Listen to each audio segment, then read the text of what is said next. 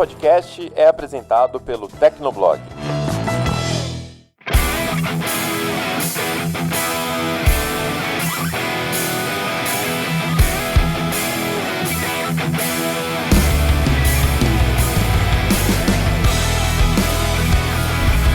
Olá, ouvinte! Seja bem-vindo! Está começando mais um episódio do Tecnocast. Eu sou o Thiago Mobilon. E eu sou o Paulo Riga. Começa agora a nossa tradicional retrospectiva de fim de ano.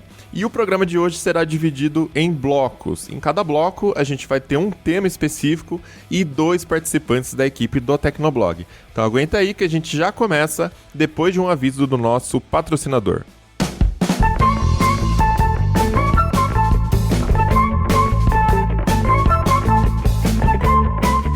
Nesse último Tecnocast do ano, a Samsung chamou a gente para falar do Knox, que é a plataforma de segurança presente em celulares e tablets da linha Samsung Galaxy.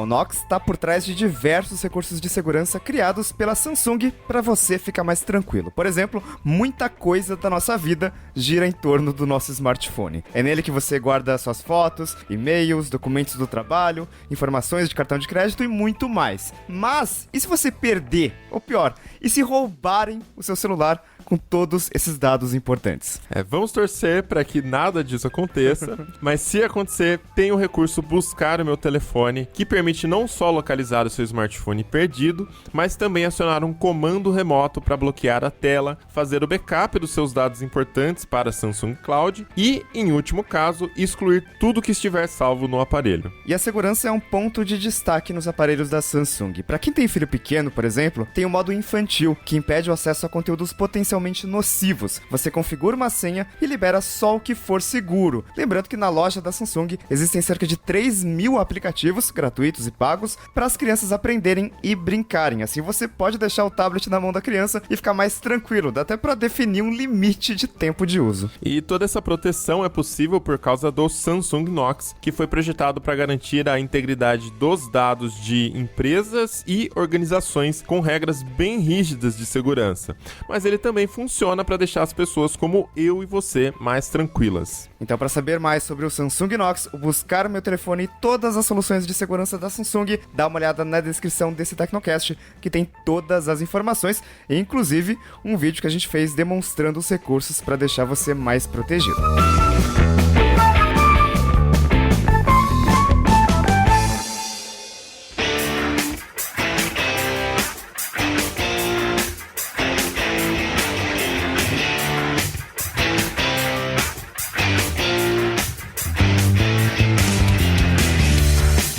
Para começar a conversa, a gente recebe aqui o Felipe Ventura. Oi, Felipe. Oi, pessoal, tudo bem? E o Lucas Braga. Olá, Lucas. Fala, galera, tudo bom? Nesse bloco a gente vai falar sobre casa conectada. A gente já fez um Tecnocast número 129, onde a gente falou sobre esse tema também. E assim como naquele episódio, né, Riga? A gente falou que foi um dos temas mais comentados na Electrolar Show por todas as fabricantes. Exatamente. A Electrolar Show é a nossa CES, né? Uma grande feira de tecnologia que acontece aqui em São Paulo. E de longe, assim, todas as principais marcas, principalmente as marcas nacionais, elas estavam comentando muito sobre isso. Estavam comentando sobre lâmpadas, sensores, câmeras de segurança, etc. E todo mundo falou de casa conectada, tanto é que a gente teve 2 grandes empresas enormes, né? 2 empresas globais trazendo finalmente seus produtos de casa conectada, como a Amazon, com o Amazon Echo, e o Google, que finalmente trouxe um alto-falante próprio com o Google Assistente. A Amazon, inclusive, faturou muito, acho que nessa Black Friday, com venda de Echos, né? Timeline inteira do Twitter falando que comprou Echo por causa das promoções. E eu recebo bastante pergunta também no Twitter se vale mais a pena a Amazon Echo ou o dispositivo do Google, Nest Mini. Opa, vamos fazer um vídeo explicando isso, mas... Olha aí. A Alexa, a gente já falou em alguns reviews até que ela é mais expansível, né? Porque ela tem aquelas skills, então vários desenvolvedores podem desenvolver recursos para Alexa. Então, o Google fica mais concentrado nas mãos dele, o que pode ser bom ou ruim, né? Depende da sua visão aí. Eu achei interessante que o Google Assistente está aqui no Brasil há muitos, muitos anos em português. A Alexa acabou recebendo os skills antes que o Google Assistente, coisa que o Google anunciou no ano passado, falou que ia ter, você vai poder perguntar como está o seu pedido do iFood. Isso chegou primeiro na Alexa, aí deu 1 mês, 2 meses, chegou no Google Assistente. Mesma coisa, integração com o Bradesco. Veio primeiro para a Alexa, aí depois apareceu no Google Assistente. Então, eu acho que foi muito bacana a Amazon ter investido nisso no Brasil, porque agora parece que deu um empurrão assim no Google, falando, olha, acrescenta mais recurso, mais integração, sabe? Vocês prometeram, agora tem que cumprir, sabe? E a Amazon realmente parece ser a empresa mais comprometida com o Brasil, porque eles lançaram 3 alto-falantes inteligentes. O Google lançou apenas o Nest Mini, que é o equipamento mais barato, que não tem a melhor qualidade de som, enquanto a Amazon já tem 3 categorias. Então, realmente, a Amazon chegou bem mais forte que o Google. Eu ainda não sei se o Google vai investir mais no Brasil, trazendo novos alto-falantes, novos dispositivos e uma integração maior com empresas locais, porque realmente a Amazon parece que está puxando o cabo de guerra mais forte. E nesses 2 casos, né, são dispositivos para você controlar a casa conectada. Já dava para você fazer isso, sei lá, com seu smartwatch, com seu smartphone, mas aquele alto-falante é bem mais prático, ele tá ali no ambiente, né? Então, tem bastante gente comprando, às vezes, só pra ser uma caixinha de som. Mas, enfim, muita gente comprou e ainda não tem nada na casa que seja conectado. Não tem uma lâmpada, não tem uma cortina. Acho que cortina é o mais raro, né? Porque são os dispositivos bem mais caros. Hoje mesmo eu tava vendo no Instagram e tem uma campanha rolando, acho que no Indiegogo, que é você prende um carrinho, um smart carrinho na cortina e ele custa 300 e sei lá quantos reais só pra cortina virar smart, porque daí ele anda e puxa a cortina junto, né? Lá fora já é mais comum, né, pra abrir cortina e tal. Mas enfim, aqui no Brasil não é tão comum porque é caro, né? Uma lâmpada até esse ano, com o lançamento que teve da Positivo, lâmpadas eram mais de R$1.000 o kit, né? Aí não dá pra ninguém também, né? Pois é. E eu acho que o grande ponto de Amazon e Google terem entrado agora com força no Brasil é o seguinte: antes a gente já conseguia, você tem uma lâmpada que, sei lá, você tem um controle remoto. Ou, mais avançado, você tem um aplicativo no celular que você pode alterar a cor da lâmpada. Você tem um ar-condicionado que já dá pra... tem um aplicativo próprio e você pode controlar a temperatura, mas a Amazon e o Google entrando, você forma o conceito de ecossistema, né? Porque você junta todos os seus dispositivos conectados em uma plataforma. E daí que é importante a gente já pensar em, mas Alexa ou Google? Porque provavelmente o primeiro dispositivo que você comprar vai definir o resto, né? Se você comprar primeiro um Amazon Echo, talvez você compre outro Amazon Echo. Se você comprar primeiro um Google Nest Mini, talvez você compre outro, porque você vai ter uma integração muito melhor, né? Você usar um aplicativo só para controlar absolutamente tudo da sua casa. E daí que é importante ver quem que vai ser mais forte aqui no Brasil, né? Nos Estados Unidos é a Amazon. E no Brasil, a Amazon entrou com muito mais força, né? Ela entrou antes do Google, já trouxe toda a linha completa de produtos, inclusive um alto-falante, o Echo de 3ª geração, que não tinha sido lançado até em outros países, né? Então chegou no Brasil junto com os Estados Unidos e, obviamente, investiu em propaganda em um monte de lugar, assim. Eu tava no Uber, ouvindo rádio e tava passando propaganda do Amazon Echo, tipo... Mano, tá em todo lugar esse negócio, assim. Então, as duas empresas, elas devem ser o pontapé para as outras fazerem dispositivos conectados, né? E aqui no Brasil mesmo, acabou que a Amazon de um lado, o Google de outro, acabaram puxando também outras empresas, né? Já existiam os dispositivos conectados da Xiaomi, mas agora também, além da Positivo, tem a Intelbras, tem a Geonave que está importando os produtos da Tuya, tem outros produtos também da Samsung, da LG, já vi uma propaganda de um ar-condicionado que você controla pelo Google Assistente. Então, realmente, o conceito de ecossistema controlado por voz é a principal proposta de casa conectada, ao meu ver. tem 3 empresas brasileiras que fizeram coisas bem curiosas esse ano, né? A Positivo lançou as lâmpadas conectadas, né? Lançou as tomadas e teve uma boa recepção porque os preços são bons, né? Na medida do possível, né? Uma lâmpada de R$100 não dá pra dizer que é barata, mas é bem mais barato do que o que a gente tinha até então no mercado brasileiro, que era a Philips Hue de R$300. Então já diminuir um pouco os preços. A Intelbras, eu não tive a oportunidade de testar, mas eu achei muito interessante que eles lançaram um alto-falante com Alexa. Então é tipo um Amazon Echo da Intelbras, sabe? Nossa. Eu vi os reviews na própria Amazon e disseram que a qualidade de som não é tão boa, mas eu achei curioso, assim, queria dar uma olhada. E teve também a que não aconteceu, que foi a Multilaser. A Multilaser tava na Electrolar Show e ela tinha um alto-falante que também seria nos mesmos moldes da Intelbras. Era um alto-falante com Alexa integrada. Só que daí, não sei o que aconteceu nos bastidores, mas eles revelaram que a Amazon ia lançar o Amazon Echo no Brasil, a Alexa no Brasil, em outubro, novembro. Isso vazou e, a imprensa publicou, provavelmente eles tinham um embargo e alguém quebrou o embargo, né? Alguém quebrou esse contrato. Daí, talvez, eles ficaram de fora por causa disso. Até agora, ninguém sabe, ninguém viu mais o alto-falante da Multilaser com a Alexa. Então, logo que lançaram os Amazon Echo, eu comprei aquele Echo Show. E assim, eu uso como um despertador chique, basicamente. Eu não tenho muitos dispositivos conectados aqui. Eu tenho aquela luminária Bedside Lamp da Xiaomi. Então é legal você falar assim, Alexa, coloque a luminária vermelha. Alexa, coloque a luminária azul. E é bem isso, assim. Mas eu gostei tanto do fato de controlar músicas pela voz, que eu acabei comprando o outro Echo, aí foi o Echo de terceira geração que eu deixei na cozinha.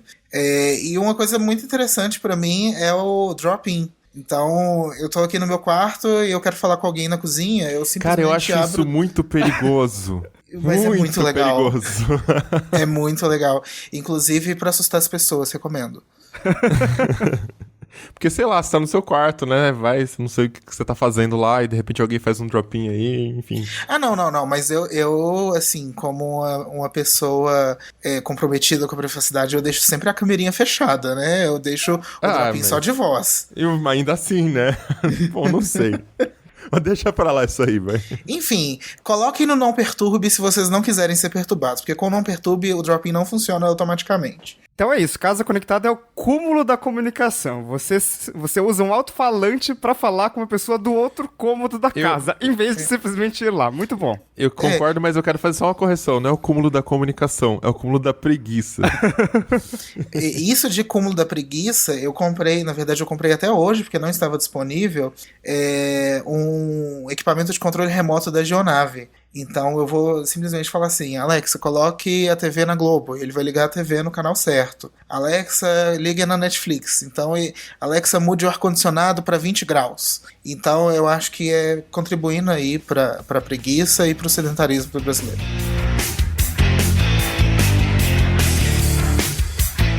Já que a gente tá falando de conectividade, né? Tem uma coisa que tá pra chegar, e só fica sendo adiado o tempo todo, é o 5G. Então, se envolveu... esse ano teve muita briga em torno disso, principalmente por causa de China e Estados Unidos, né? Aquela história das antenas da Huawei, e o Trump quer que os Estados Unidos vençam essa corrida, porque, sabe lá, se os chineses vão espionar as antenas. E aqui no Brasil também tá aquela bagunça, né? Que o leilão fica sendo adiado. O que tá acontecendo, Lucas? Bom, primeiramente eu queria dizer que eu não aguento mais escrever sobre o leilão da Anatel, porque essa incerteza, nossa, todo dia sai alguma coisa, e aí um conselheiro fala uma coisa, e aí trava, e aí tem que pedir vista, enfim. Com a situação e todo o imbróglio que vem causado pela mudança proposta no leilão do 4G, existe ainda dúvida se o leilão ainda vai acontecer no ano de 2020, se ele vai ficar para 2021. As operadoras brasileiras não estão com muita pressa, não. Porque no resto do mundo, o 5G ainda não se mostrou como uma tecnologia tanto confiável, além de rentável. Nos Estados Unidos, eles têm usado principalmente as ondas milimétricas, e o problema de cobertura é muito sério, ao ponto de você ter uma antena de um lado da rua, você atravessa e entra numa porta de vidro e ele não funciona mais. Nossa. Recentemente, agora no início do mês de dezembro, a T-Mobile, que é a terceira maior operadora dos Estados Unidos, ativou o 5G na frequência de 600 MHz. E as frequências menores, como essa, permitem uma propagação maior de sinal. Só que, assim, o que eles prometeram com 5G lá, que era velocidade, não foi algo que realmente surpreendeu, não. Eles conseguiram na casa aí de 75, 80 megabits por segundo, que é algo perfeitamente possível de conseguir no 4G, aqui mesmo no Brasil. Então, para smartphones, o 5G ele está chegando nos outros países, tem chegado na União Europeia, chegou na Coreia, nos Estados Unidos, mas na prática não tem feito tanta diferença assim. E esse é um dos principais motivos que as operadoras não estão achando ruim o atraso, porque você espera que as outras empresas testem para você saber se vai valer a pena ou não, quanto de investimento você vai fazer nessa tecnologia. Então a principal proposta do 5G, na verdade, é a conexão de objetos. Então você vai ter uma rede que é capaz de suportar milhões de dispositivos conectados ao mesmo tempo. E aí você vai poder conectar, por exemplo, um medidor de energia, ou então um medidor de água, um medidor de gás, um bueiro. Então, se o bueiro encher, ele vai notificar a base da companhia de esgoto para eles irem lá para desentupir. Essa é a principal proposta do 5G, entrando muito também no agronegócio, mas é aquela coisa, é um investimento que as operadoras precisam fazer, mas as empresas também precisam se adequar a isso. Então, 5G é uma tecnologia muito promissora, mas ela é bastante incerta também.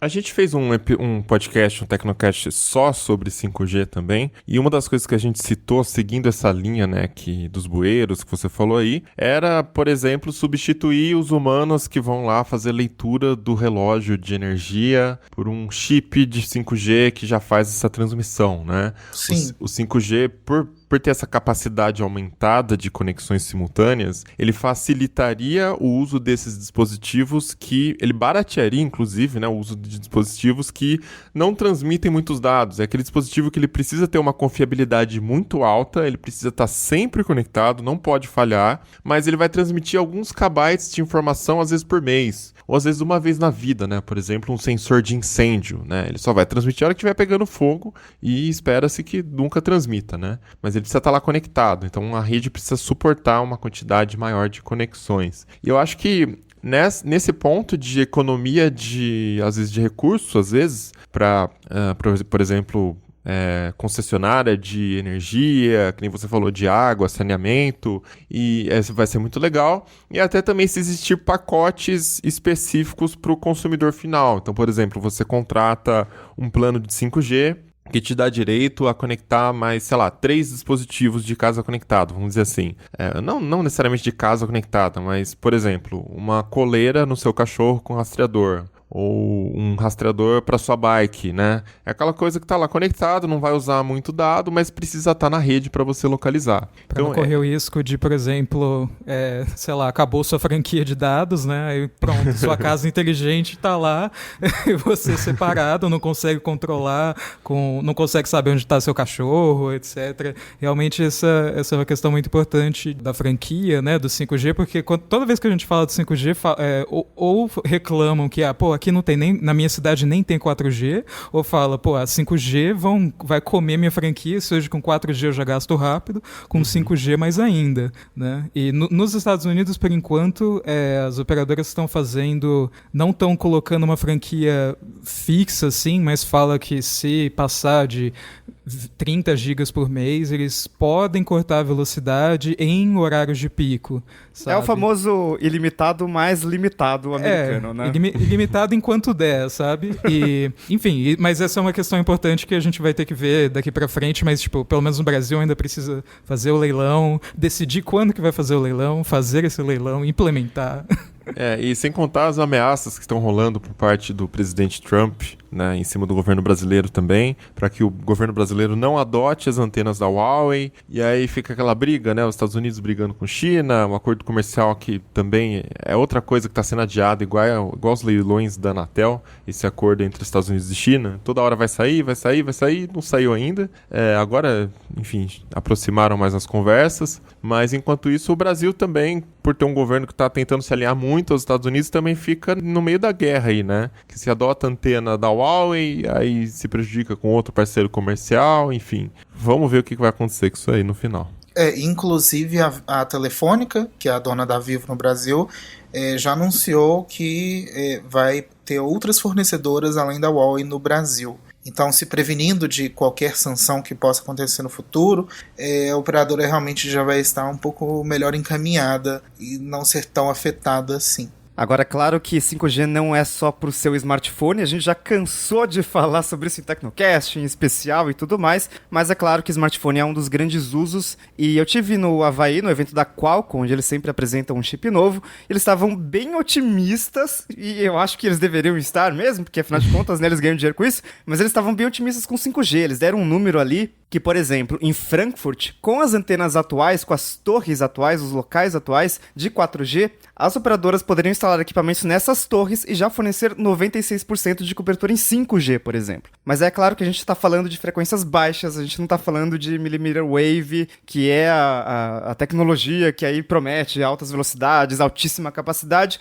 mas que, como o Lucas falou, tem o problema de alcance, né? A gente já falou bastante sobre a frequência. Quanto maior a frequência, menor a penetração de sinal, e aí as fabricantes vão ter que trabalhar bastante para conseguir ter uma boa cobertura no celular, no 5G, nessas altíssimas frequências. Mas o fato é que, em 2020, a maioria dos celulares premium, né, deve ter 5G integrado. O 865, ele não tem modem, mas o modem que as fabricantes podem comprar é o modem 5G. E logo abaixo do Snapdragon 865, tem o Snapdragon 765, que já vem com o modem 5G integrado. Então, claro que no Brasil vai demorar um pouco para você conseguir usar a rede 5G. Mas seu aparelho muito provavelmente já vai ter. E talvez no ano que vem dê uma impulsionada, pelo menos no interesse pelo 5G, com o lançamento do iPhone, que muitos rumores estão dizendo que o próximo iPhone vai ter suporte a 5G, inclusive a Apple comprou a divisão de modems da Intel justamente para isso, né, para implementar o 5G de forma um pouco mais rápida, esperando as redes se disseminarem pelo mundo, mas já tendo suporte aí para tanto onda milimétrica como para o sub 6 GHz. E aqui no Brasil, algumas operadoras já estão com testes. A TIM tem testes em 4 cidades, incluindo em São Paulo, no Cubo Itaú. A Oi fez testes no Rock in Rio e fez testes em Búzios também. E a Claro fez uma transmissão de show holográfico utilizando o 5G também em São Paulo. Para o usuário final, realmente não tem muita novidade por enquanto, mas todas as operadoras utilizaram frequência de 3,5 GHz, e no leilão da Anatel essa licença deve ser leiloada, além de sobras de 700 MHz e frequências de ondas milimétricas.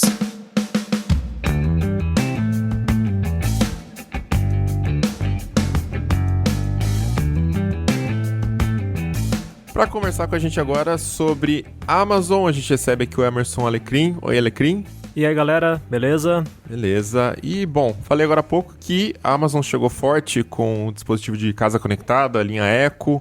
Muita gente comprou durante a Black Friday, fez bastante sucesso com as promoções que a Amazon fez também. Mas não foi só isso que a Amazon trouxe esse ano para o Brasil, né, Riga? Exatamente, acho que uma das notícias mais lidas de 2019, eu lembro que eu publiquei tipo meia-noite e 14, assim, foi uma loucura. Sei lá, eu tinha ido dormir assim umas 11h30 da noite, mas daí eu comecei a receber umas mensagens assim, o Lucas, gente, tem um link estranho aqui e tal, né, eu fui ver, caramba, o Amazon Prime tá no Brasil. E aí Esse dia foi no dia 10 de setembro, lembro muito bem porque foi no mesmo dia do anúncio dos novos iPhones. Nossa. Então, assim, foi aquele dia bem corrido mesmo. E era, assim, a Amazon, ela tava naquela de, a gente vende livros, a gente vende Kindles, que legal, mas beleza, e cadê a Amazon, a gigante do varejo que a gente conhece e tal, né? E tinha um serviço de streaming meio jogado ali e tal, mas aí quando lançaram o Amazon Prime, meio que mudou a história. Primeiro porque eles vieram com uma proposta que é a seguinte, quando você assina, você tem frete grátis nos produtos com aquele selo Prime pra todo o Brasil. E até então, o Barba ficava puto com isso. A regra no e-commerce brasileiro era frete grátis, exceto pra Norte e Nordeste. E aí a Amazon veio com essa história de, não, se você é assinante, beleza, não vai chegar, não é tão rápido quanto, mas o frete é de graça. E isso juntou todos os serviços da Amazon, inclusive alguns novos, né? Então já tinha o Prime Video, que era mais caro do que o Amazon Prime, entrou no pacote. Aí eles lançaram um serviço de música, que tem uma versão limitada no Amazon Prime, com 2 milhões de músicas, mas você pode assinar a versão que compete com o Spotify, que tem lá 30, 50 milhões de músicas, e também juntou o Prime Reading e vários outros serviços pequenininhos ali, para dar mais valor para esse pacote, né? Mas é fato que, assim, o Lucas Braga estava aqui agora há pouco, ele também compra desinfetante pelo Amazon Prime, porque, porra... O preço tá legal. E o frete é de graça? Ah, cara, vou comprar. Chega amanhã mesmo. Eu fico pensando em quanto tempo vai falir ou vai aumentar o preço aí do Amazon Prime, porque vocês estão dando prejuízo, gente. Mas eu acho que essa é a intenção da Amazon. Na verdade, deixar o povo meio viciado nessa coisa de procurar preço baixo e entregar com frete grátis e... de repente pegar um produto que você acha que nem não seria viável para nenhuma empresa entregar e eles entregam, meio para criar um hábito de compra, sabe? Você tá entediado, você vai na Amazon e compra alguma coisa, é mais ou menos isso. E a gente percebe que é assim porque essa estratégia, digamos assim, faz parte do comportamento padrão da Amazon. Desde os primeiros anos da Amazon, o Jeff Bezos tinha essa ideia em mente de que as pessoas têm que comprar tudo na loja da Amazon, no site, não importa que tipo de produto, pode ser um produto de médico, pode ser um produto de lazer, o que for. Só que para criar isso eles tinham que colocar umas vantagens, né? E essas vantagens são óbvias, né? Primeiro é o frete baixo ou, no caso, gratuito, de preferência, na maioria das vezes, e uma entrega rápida também, né? Ou tão rápida quanto possível, né? Dependendo da localidade, principalmente nos Estados Unidos, você consegue entrega no mesmo dia, ou depois de 3, 4 horas da compra. Então, acho que a intenção deles é realmente colocar preço baixo agora, levar prejuízo, se for o caso, mas depois criar um hábito de compra na galera, sabe? É porque você treina os usuários pra... preciso comprar alguma coisa. Onde que eu vou procurar? No site do meu supermercado? Não, vou procurar na Amazon. E as pessoas passam a trocar todas essas compras pra comprar na Amazon, né? Sem falar que com esse pacote, né, de R$ 9,90 só pra você ter vários serviços, a pessoa às vezes acaba assinando e nem usa o frete. Né? Eu, por exemplo, não compro coisa todos os meses na Amazon, mas eu tô assinando. Eu não assisto Amazon Prime Video todos os dias, então o custo de servidor que a Amazon tem com a minha assinatura é ridiculamente baixo, sabe? 0,0000 sei lá quantos centavos. Então, numa dessas, acaba financiando, eu tô financiando o Durex que o Riga compra lá com preguiça de atravessar a rua. Porque é tão barato, se você olhar bem, só esse valor de R$ 89,90 por ano poderia ser cobrado só do serviço de vídeo, só do Amazon Prime Video. Sim. Mas tem um pacote de serviços por trás. Então você pensar, é barato mesmo, vou assinar mesmo que eu tenha que assistir de vez em quando. Então compensa no longo prazo, de repente, para ele, né? Porque aí você vai querer renovar sua assinatura no ano que vem, de repente aumenta o preço, não muito, mas pode aumentar o preço, aí você ainda vai achar barato, vai continuar assinando, aí vai querer usufruir das vantagens, quer dizer, vira um ciclo de... É mais ou menos isso que o Riga falou, né? A Amazon acaba treinando você a ter esse comportamento. E uma medida bacana, assim, para aumentar a confiança das pessoas que podem achar, meu Deus, eu vou pagar tão barato, será que não vão querer me enganar, falar, compra esse produto que é o triplo do preço, mas tem o frete grátis, a Amazon Prime avisa, esse produto, tem um produto aqui que não tem o frete grátis, mas vai sair mais barato no total. Rolou fake news no WhatsApp esse ano falando que a Amazon não avisava, eles avisam. Essa é uma medida muito bacana para conseguir conseguir conquistar a confiança, né, do cliente, e tem também aquela coisa da entrega, né, que eles entregam de graça pro Brasil inteiro e vão abrir um armazém lá em Pernambuco para atender as várias capitais do Nordeste e para agilizar a entrega, que hoje a entrega expressa pode ser até 5 dias úteis. O plano é reduzir esse prazo para 2 dias úteis, no máximo. Nossa. E é interessante que no Brasil a logística é um pouco complicada, né? Porque as coisas são muito concentradas. As coisas são muito concentradas no litoral, mas mais ainda na região sudeste. E aí o que acontecia é que todas as empresas, todas as lojas online botavam um centro de distribuição aonde? Só no sudeste. E daí todo o resto do Brasil ficava com aquele serviço meio ruim de frete. Nos Estados Unidos é uma coisa mais... Você tem ali a costa leste com Nova York, Filadélfia, tem a costa oeste, mas no meio tem Chicago, sabe? Então dá para as empresas construírem mais, né? Obviamente elas têm que gastar mais dinheiro, mas dá para espalhar mais a distribuição e fornecer um serviço decente em boa parte do país. E aí foi legal que a Amazon colocou ali o armazém no Nordeste, porque, putz, cara, eu não canso de... Eu já cansei de ver o Barba reclamando, mas aqui o produto leva 12 dias para chegar e o frete custa R$120. Pra minha casa custa 9, sabe? Então, tipo... Pelo amor de Deus, finalmente alguém para investir em outras regiões do país. Durante a Black Friday, eu inclusive tava com aquela empolgação de Amazon, né? Acho que essa notícia empolgou muito todo mundo aqui no Brasil, que trabalha com internet pelo menos. E durante a Black Friday eu tava com aquela expectativa alta, né? Vou comprar muita coisa na Amazon e tal, mas assim, para confirmar, é óbvio que eu pegava o preço do produto, fazia uma pesquisa, né? E o que eu descobri era, para a maioria dos produtos que eu tava interessado, que aparecia para mim, para eu comprar na Amazon, pesquisando no Google, eu via que estava mais barato comprar na B2W. E não é que o preço nominal do produto estava mais baixo, o preço nominal geralmente estava a mesma coisa. Só que a B2W, ela se movimentou muito forte esse ano com o cashback, com o aplicativo da AMI. E, enfim, eu não acho que isso teria acontecido do jeito que aconteceu sem a chegada forte da Amazon, essa chegada que já está sendo comentada há muitos anos, acho que desde 2012 a gente noticia, né? A Amazon está vindo para o Brasil e tal, e agora chegou e está chegando com mais força.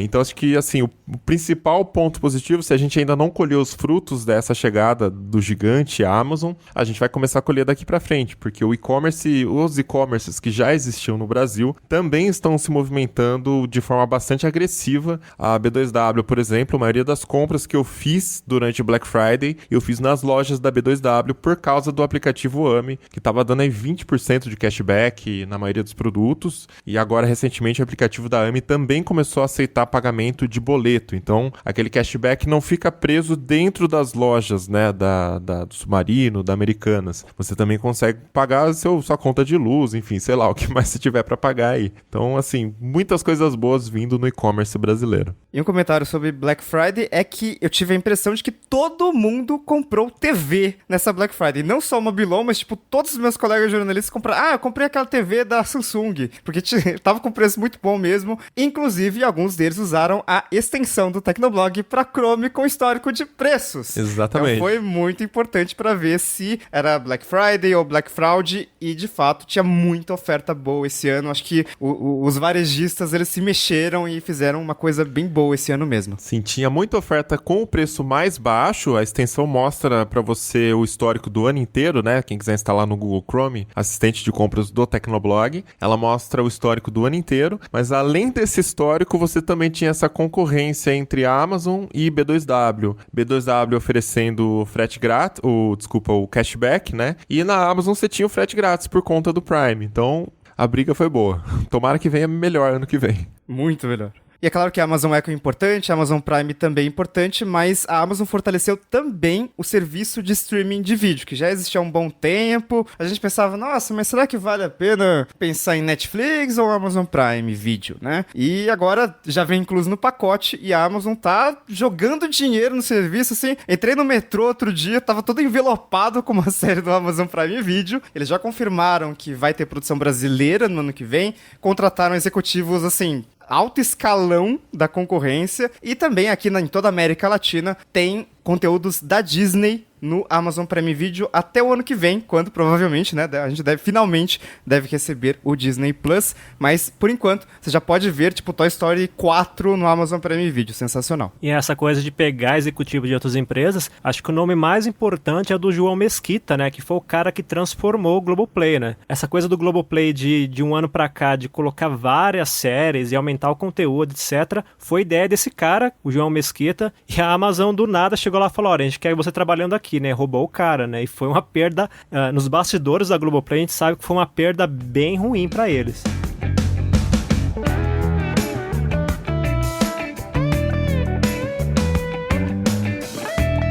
Na retrospectiva de 2018, a gente já comentou, né? O Facebook foi um grande destaque, não necessariamente de forma positiva, foram vários escândalos de privacidade, enfim, vários problemas que o Facebook está enfrentando. Esse ano não mudou muito, né? Continua sendo um ano muito difícil para a rede social e, ao que tudo indica, 2020 também vai ser bastante complicado, porque é um ano de eleições nos Estados Unidos. Mas, enfim, vamos puxar aqui o que aconteceu com o Facebook esse ano. O que diferenciou do ano passado? Será que foi melhor ou pior? Olha, eu acho que foi pior. Eu acho que, mas na verdade, do ponto de vista de usuário, eu acho que a gente não percebe tanto isso, mas dentro do Facebook, no alto escalão, a gente percebe que foi bem ruim. Se você pegar, por exemplo, um exemplo recente, o Mark Zuckerberg teve que dar uma declaração, um depoimento, uma audiência, enfim, para o Congresso americano.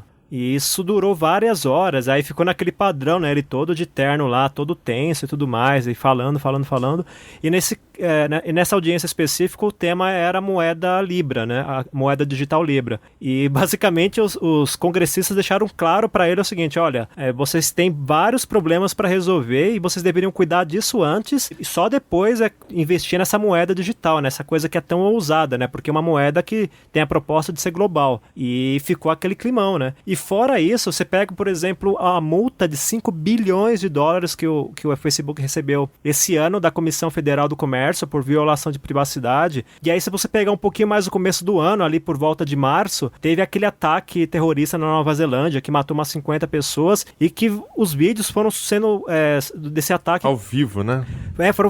Foram vários vídeos, foram vários focos de vídeo que foram subindo pro Facebook e o Facebook demorou pra agir, sabe? Mesmo com o pessoal denunciando, mesmo com várias pessoas ali falando isso é irregular, não sei o que, demorou muito pra agir. E aí, obviamente, que eles foram criticados por isso, até porque tem a premissa básica de que quanto maior a audiência do Facebook, tanto em vídeo quanto na rede social em si, no feed de notícias, mais eles ganham com anúncios publicitários, né? Então ficou essa briga, né? Esses dois pesos. E, obviamente, que pegou muito mal para a empresa e continua pegando, né? Isso só para citar alguns problemas, né? Se a gente voltar um pouquinho atrás ainda, tem os problemas que eles tiveram de vazamento de dados. Aliás, acho que é um problema recente também, que vira e mexe tem vazamento de dados.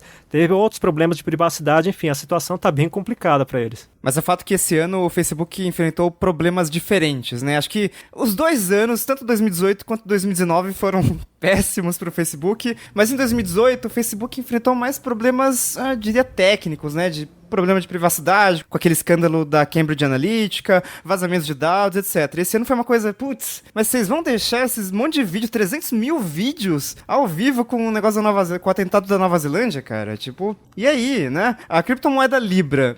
Mas peraí, vocês estão com um monte de problema de privacidade, vocês realmente querem controlar a economia mundial? Até onde vai chegar esse negócio aqui? Porque quando chegou a criptomoeda Libra, que no final não foi, né? Foi naquele, vai, não vai e tal, e no final... Até agora, 20 de dezembro, gravação, não está sendo, inclusive, vários parceiros que poderiam até definir o futuro da nova moeda do Facebook, Mastercard, Visa, PayPal, saíram do projeto. Então, é bem provável que assim, ano que vem, vamos ver o que vai acontecer com isso aí. Então, Mastercard e Visa, né, os dois principais parceiros que eles tinham, porque são empresas globais e empresas especializadas em pagamento, tem toda uma tecnologia por trás de segurança, de transações, etc. Eu acho que essas foram as maiores perdas que eles tiveram. Eu também acho que em 2020 eles não vão emplacar essa moeda, não. Inclusive, um dos membros do conselho da Associação Libra disse recentemente que não tem nenhum plano concreto para lançar essa criptomoeda em 2020. O prazo agora não entendeu? tem Mas nenhum plano. Entendeu? Mas não, assim, é só porque agora eles viram, realmente tá extremamente complicado, não vai rolar. Então, é um projeto aí que veio e provavelmente só... Mas eles ainda estão dando sequência na ideia de ter uma carteira digital, né? Pelos aplicativos de mensagem. Isso fica muito claro, né? Tanto que eles querem fundir os 3 aplicativos principais ali num só, né? Não, mentira. Isso fica muito claro na estratégia de aplicativos de mensagens, né? O Facebook quer meio que unificar eles. Então todos vão ter criptografia de ponta a ponta, que é justamente para ter essa possibilidade de... a gente precisa... o WeChat tá bombando na China, né? As pessoas fazem pagamentos com o WeChat, as pessoas saem da China, vão pra França e tem desconto pra pagar com o WeChat. A gente não tem um sistema de pagamento. E se a gente colocasse isso no WhatsApp? Mas e melhor? E se a gente colocasse no WhatsApp, no Facebook Messenger e no Instagram, tudo ao mesmo tempo, tudo junto e misturado? Bilhões de pessoas imediatamente teriam acesso aqui no Ocidente a um meio de pagamento do Facebook. E sem contar que, assim, o pessoal... Tem muita gente aí na internet que gosta do PicPay, por exemplo. O Itaú trouxe a solução dele também com o It, né? Tem a AMI agora, acabei de citar a AMI também, né? Tá cada vez seguindo mais essa direção. Esse ano foi um ano forte para as fintechs também. Você tem vários bancos digitais surgindo. Então, querendo ou não, essa carteira digital acaba trazendo um bom valor para o Facebook, né? Ele abocanha um mercado que está em ascensão. Aqui no Brasil está muito forte. Só que, assim, o problema é, se você quer fazer pagamento de PicPay para outros usuários, você tem que transferir PicPay para PicPay. Ou o PicPay tem que fazer parceria, sei lá, com a Cielo para usar o QR Code, que o Felipe já contou pra gente também que não funciona muito bem, né, Felipe? Pois é, às vezes tem problema, porque acaba criando uma complexidade maior, porque tem um ponto a mais de falha que pode falhar, que é a conexão entre seu celular e a maquininha. Você lê o QR Code, mas aí o seu celular não consegue transmitir os dados para a nuvem, para conseguir confirmar aquela operação. É uma zona. Então, imagina uma carteira digital que engloba aí usuários do WhatsApp, Instagram e Facebook Messenger. Aquela ideia de, se você esqueceu de pagar o bar ontem pro seu amigo, utiliza o PicPay para isso. Muita gente não usa porque, você tem que convencer seu amigo a instalar o aplicativo. Eu já convenci todos os meus, inclusive, eles instalam e não usam mais.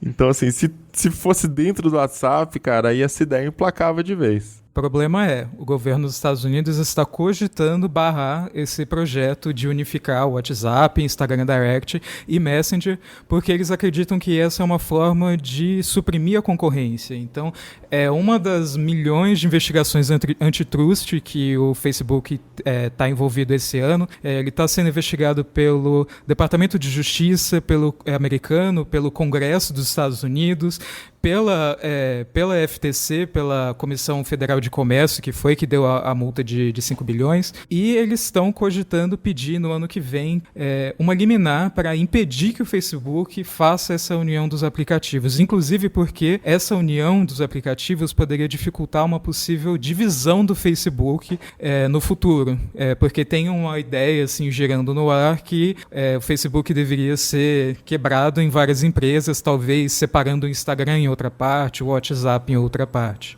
E como desgraça pouco é bobagem, né? O Facebook já passou por vários outros problemas, né? Então tá sofrendo pressão de governos poderosíssimos, né? Estados Unidos, Reino Unido e Austrália queriam que o Facebook enfraquecesse a criptografia de ponta a ponta, porque, claro, eles não conseguem ver as nossas mensagens, pelo menos teoricamente, pelo menos a gente não sabe disso, né? Espero que seja assim.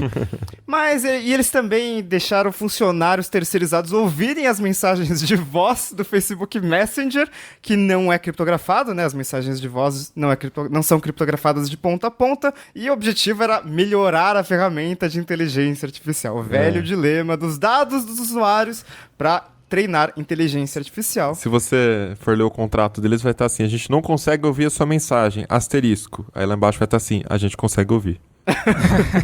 E também descobriram lá, já no finalzinho do ano, que o Facebook teve que lidar, acabou demitindo, é claro, um funcionário que recebeu propina para liberar contas banidas de anunciantes que infringiram as regras da plataforma.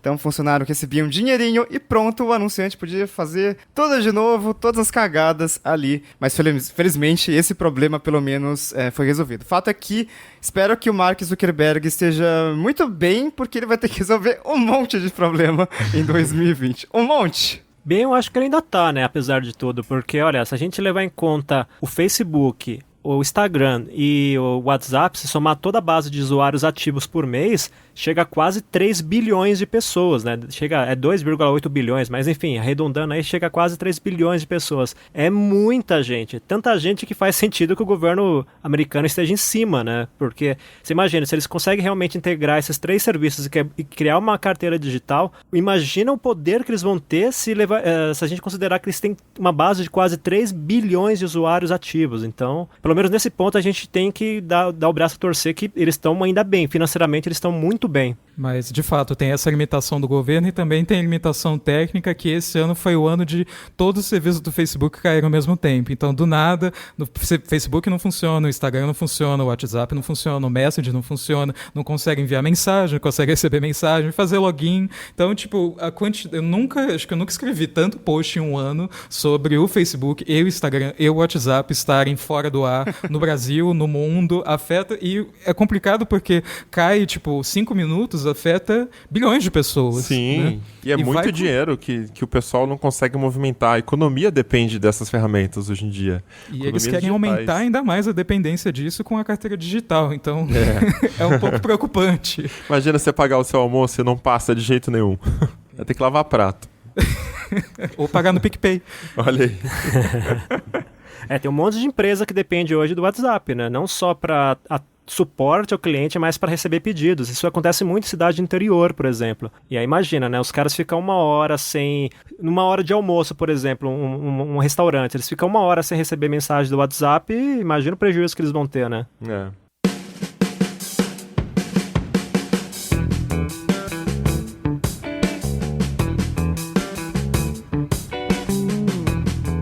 Para conversar com a gente nesse bloco, a gente tem o André Fogaça. Fala aí, Fogaça.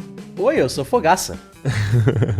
A gente vai falar sobre os streamings, inclusive foi o assunto do Tecnocast 131, o episódio anterior, né? E assim, não tinha como a gente passar por esse ano sem fazer uma menção honrosa aqui nessa retrospectiva sobre os streamings. São muitos serviços chegando no Brasil, bom, no mundo inteiro, né? Então se a gente tava aqui no Brasil já pensando, putz, Amazon Prime Video, mas agora tem o Apple TV Plus, mas e a Netflix que tá meio, tá aumentando as mensalidades, aí, né, será que vale a pena manter 3 serviços de streaming e tal? Cara, os americanos têm Disney Plus, que eu acho que é o serviço que, assim, muda muita coisa da indústria, né? É o serviço pra bater de frente com o Netflix, e eles começaram, assim, bem fortes ali, porque, afinal de contas, a gente tá falando de uma empresa que faz conteúdo, e assim, conteúdo com muito sucesso, de muita qualidade, há 100 anos. Então, é meio complicado essa questão, né? No Tecnocast a gente falou que conteúdo original realmente é importante, porque, putz, esse negócio de distribuição, né, já foi uma barreira que foi ultrapassada, né? Então, a Netflix, lógico, revolucionou o serviço de streaming, revolucionou a maneira como a gente consome conteúdo,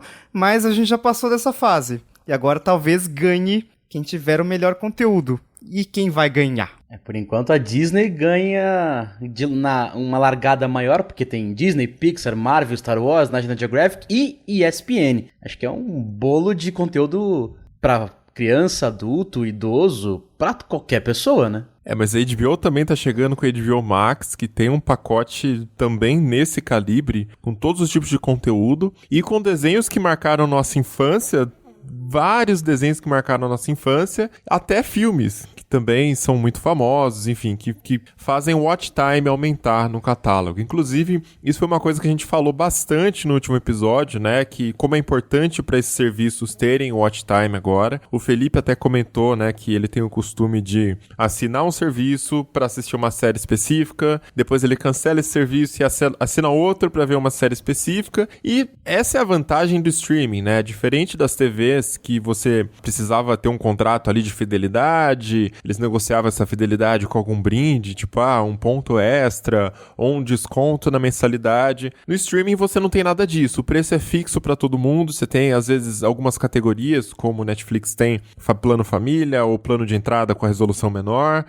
mas é isso, esse preço você cancela a hora que você quiser, você assina a hora que você quiser e você tem direito a um mês de uso ali na assinatura, né? Então assim, manter o watch time é importante, porque assim que as pessoas sentem que elas não estão utilizando o serviço, elas cancelam com muita facilidade, é um clique de um botão, não precisa falar com uma assistente chata, com uma atendente chata de telemarketing, que vai ficar te enrolando, a ligação vai ficar caindo, não tem nada disso, né? Então realmente você tem que ter séries que as pessoas gostem de assistir e que sejam ali a comfort zone, como é, por exemplo, Friends pra muita gente, né? Você fala, não vou cancelar porque eu assisto Friends pra almoçar aqui, enfim. Inclusive, essa estratégia aí de ficar cancelando e voltando, me chamaram de pão duro. É verdade, eu sou muito pão duro mesmo, isso é real, assim. Mas, por outro lado, isso me dá um pouco mais de vontade de explorar outros serviços de streaming. Por exemplo, a gente falou no Tecnocast anterior que o HBO Go dá uma experiência muito ruim, assim, para alguns usuários, né? No meu caso é diferente. O vídeo sempre tá na melhor qualidade possível, nunca engasga, e o conteúdo é muito bom. Tem muitas séries que eu quero ver. Segunda temporada de Westworld. Tem Chernobyl que eu não vi ainda. E uma série de coisas assim que eu fui vendo. Falei, nossa, minha lista tá cheia de coisas aqui na HBO Go e tá maior do que na Netflix, por exemplo. A Netflix vem tentando lidar com essa perda de conteúdo da Disney pro Amazon Prime no Brasil e daqui a pouco pro Disney Plus, investindo muito forte em série. A gente fez uma análise e descobriu que desde 2016 a Netflix tirou 12% dos filmes do catálogo, né? Então, no último levantamento tinha cerca de 2.900 filmes contra 3.000 e tantos, só que a quantidade de séries mais que dobrou, né, nesse mesmo período. Foram de 600 e pouca para 1.400. Meu Deus. E é muito conteúdo original, né? E infelizmente não é conteúdo, na maior parte é conteúdo que não me interessa. Então eu acabo saindo, mas, né, tem aí milhões e milhões de pessoas assinando, são quase 30 milhões na América Latina. Eles informaram estatísticas assim por região pela primeira vez. Por que será? Será que é porque Disney Plus tá aí pressionando ela a mostrar resultado? Mas é uma situação que acabou mudando, assim. Eu acho que no ano passado eu não tinha olhos para outro serviço de streaming. E agora, tipo, o Amazon Prime tá muito interessante. Vai fazer conteúdo nacional, lançar ano que vem. Vai ter reality show com o Pablo Vittar, vai ter uma espécie de documentário, vai ter de tudo, assim. Agradar a todos os gostos. E tem a Apple TV Plus, que chegou no mundo inteiro, inclusive no Brasil, né?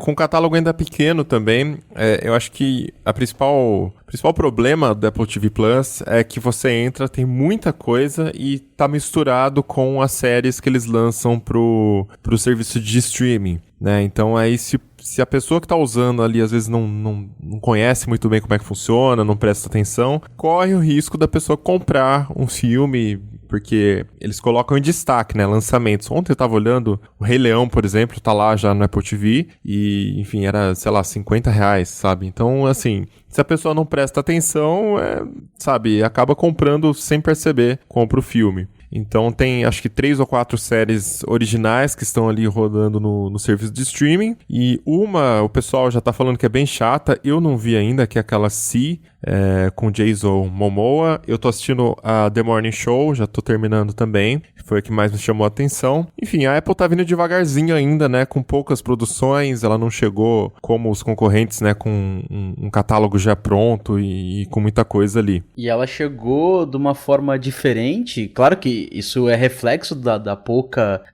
variedade. Que quando você, como você acabou de falar, que você entra no aplicativo de TV, não existe uma área séries da Apple. Tá tudo jogado lá num banner no meio, porque tem menos do que uma dezena, né, de seriados, que com poucos episódios até então, você assiste, quem maratona episódios em um final de semana vê tudo que tem, e aí a pessoa fica perdida e o que tem a mais? Onde é que até, por exemplo, eu que tava acompanhando aquele seriadinho do Snoopy, que são vídeos pequenos, curtinhas de 8 minutos, eu ficava perdido em descobrir, onde é que eu no dia seguinte, como é que eu chego lá? Aí tinha que buscar Snoopy e aparecia.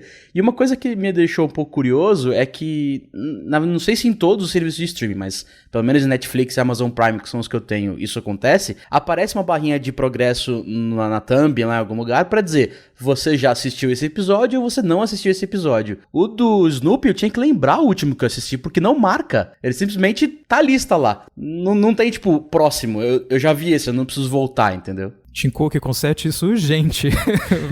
Sabe, é o mínimo do mínimo a experiência, sabe? Se você não tem muito conteúdo, pelo menos isso.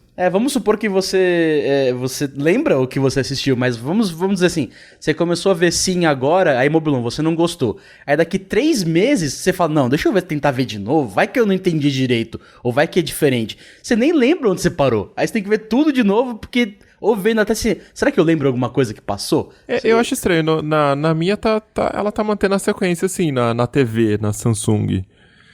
Se eu tô assistindo o Morning Show, por exemplo, ele sempre mostra lá, continuar tal episódio. Então, não sei. Talvez seja diferente que eu tô vendo na Apple TV, que é o hardware da própria Apple. Ainda é pior, ali, né? Ali, pelo menos pra mim, não aparece. De qualquer forma, esse é um assunto pra gente acompanhar de perto em 2020, né? Porque a gente viu Netflix e todas as grandes empresas investindo muito forte em conteúdo. Não só em conteúdo, né? Netflix até comprou uma sala de cinema por todas as questões de Oscar. E a gente falou um pouco mais sobre isso no Tecnocast 131.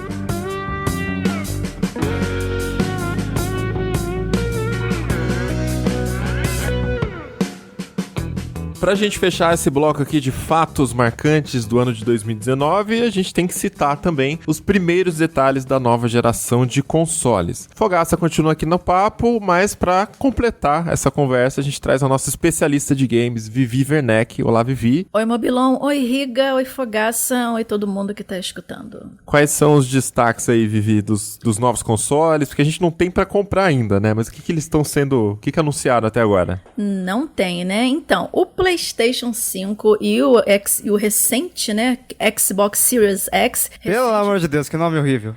É horroroso, né?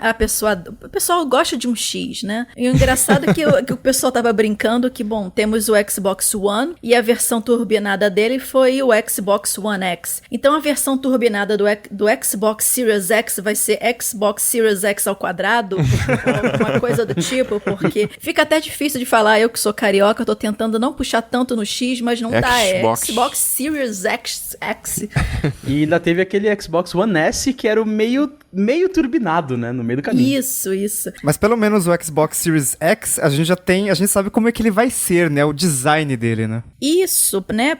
Praticamente parecendo aquelas torres de desktop, aquelas coisas, a gente já fica imaginando como é que você vai colocar isso na estante ou atrás da televisão, porque é uma coisa curiosa, né? A gente sabe que ele é em formato de torre, mas a gente ainda não sabe quais as dimensões dessa torre. Porque às vezes a gente está fazendo tempestade em copo d'água e nem sabe, né? Às vezes nem é tão grande assim, mas ainda está muito nebuloso, né? E esse Xbox Series X a gente viu pela primeira vez de surpresa, né? Com o Phil Spencer subindo ao palco do The Game Awards 2019 e do nada mostrando um teaser do console e já mostrando também o primeiro teaser de um dos exclusivos já confirmados, que é o Senua's Saga Hellblade 2, né? A gente fala o nome todo em inglês, aí no número a gente fala em português, mas tudo bem. Mas, assim, o mais interessante é que, pelo que já foi divulgado por enquanto das especificações técnicas, o PlayStation 5 e o Series X, eu vou falar Series X para não ter que repetir Xbox Series X o tempo inteiro, eles têm algumas semelhanças técnicas, né? Por exemplo, o processador, ele é um AMD para os dois, né? E também a placa de vídeo. A diferença é que o Series X confirmou que vai usar 12 teraflops, né? Ambos as placas de vídeos, né, as GPUs, vão ser com tecnologia Navi. E outras características semelhantes também é que ambos os consoles vão atingir até 8K de resolução, né? Olha aí, já temos uma utilidade para um produto que a gente vai falar na sessão de produtos logo mais, né? Porque, assim, conteúdo... Tem TV 8K? Tem. Mas conteúdo, né? Não sei. Então, talvez os novos consoles emplaquem essa tecnologia. Os desenvolvedores, né? Eles já têm seus kits de desenvolvimento de ambos os consoles. A ideia, obviamente, dependendo da produção, é desenvolver jogos que possam ser otimizados até 8K. Se isso vai fritar ou não o videogame são outros 500, né? E se, obviamente, isso chegando no mercado brasileiro, é complicado dizer que isso vai ser massificado a curto prazo, porque, afinal de contas, você precisa investir numa televisão 8K, porque monitor, até onde eu sei, não existe 8K. Se existe, é uma fortuna. Então, é só para deixar claro para quem está ouvindo, o fato do videogame ser 4K, ser 8K, não quer dizer que você vai atingir essa resolução. Você precisa de uma tela que suporte essa qualidade de imagem também. E outra coisa interessante é que ambos os consoles vão trabalhar com a taxa de atualização de 120 Hz, né? Isso significa que as imagens vão ser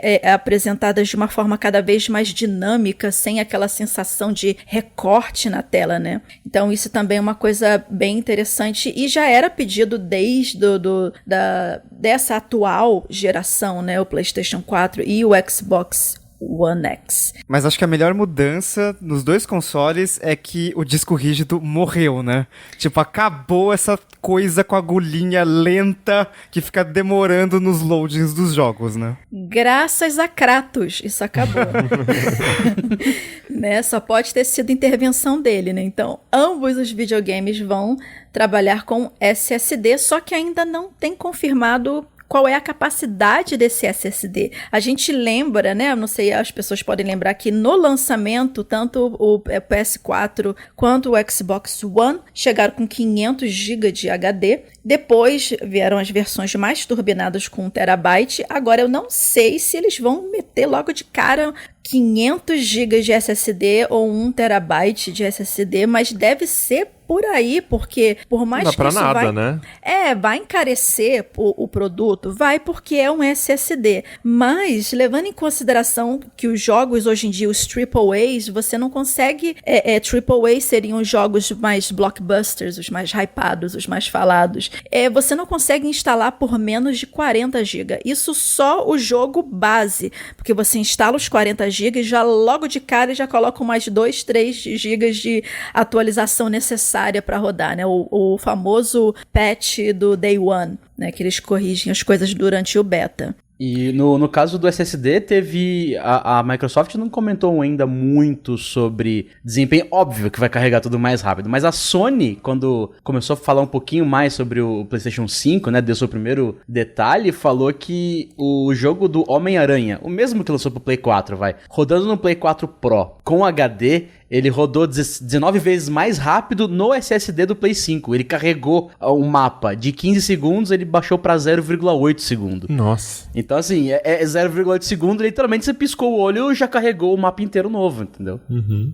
Isso é muito interessante porque jogos assim de mundo aberto, eles têm uma coisa chamada de draw distance, né? Que é o quanto você consegue observar o horizonte sem ter aquela sensação de que ele está sendo carregado aos poucos, né? Para você ter aquela fluidez, né? E isso vale muito, obviamente, do poder de processamento do hardware e também no caso a gente vai ter um SSD, então as coisas vão ser rodadas de uma forma mais dinâmica, mais rápida, né? Mas assim, o que a gente tem que colocar em mente é que todas essas demonstrações que essas fabricantes fazem de cara, por mais que eles passem a ideia, olha, está rodando em tempo real isso, mas só esse pedacinho de 5 minutos foi testado exaustivamente para não dar erro, né? Que é pra apresentação aparecer linda, né? Tanto que sempre quando às vezes tem algum jogo que é lançado, o pessoal faz aquela comparação do gameplay mostrado durante a demonstração, durante a E3, alguma coisa, e o gameplay real. Então a gente tem que não se deslumbrar tanto. Obviamente é um grande salto gráfico, é um grande salto de performance, mas não compra 100% tudo o que é mostrado pelos desenvolvedores, não, que eles trabalham isso dentro de um ambiente seguro e relativamente controlado para tudo dar certo na apresentação. E rodar em 8K significa gastar mais processamento para o mesmo jogo. Talvez ele não rode tão rápido quanto, sei lá, 4K ou Full HD, né? Que Full HD, quantos pixels a menos você gerou no Full HD? E ocupar mais espaço no disco também. Imagina a textura 8K. Uhum. E uma outra coisa muito legal, bem importante de falar, especialmente no caso do PlayStation 5, que é também uma coisa que os jogadores têm pedido há muito tempo, é a retrocompatibilidade, né, que finalmente vai chegar no PlayStation 5, só que com algumas limitações. O PS5 ele vai rodar jogos apenas do PS4 também.